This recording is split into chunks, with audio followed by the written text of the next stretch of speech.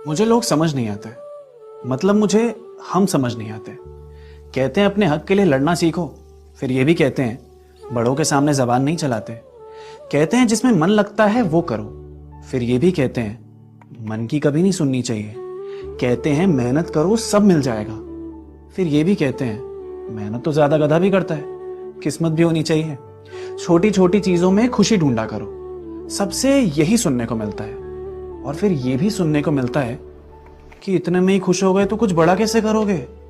वो कहते हैं अभी वक्त ही वक्त है तुम्हारे पास, फिर ये भी कहते हैं अगले 2 साल में सेटल नहीं हुए तो जिंदगी बर्बाद हो जाएगी। कहते हैं कुछ तो लोग कहेंगे, लोगों का काम है कहना, फिर ये भी कहते हैं शादी अपनी कास्ट में ही हो, नहीं तो नाक कट जाएगी। वो कहते हैं पैसों से खुशियां नहीं खरीद सकते, फिर अमीरों से जलते क्यों हैं पता नहीं।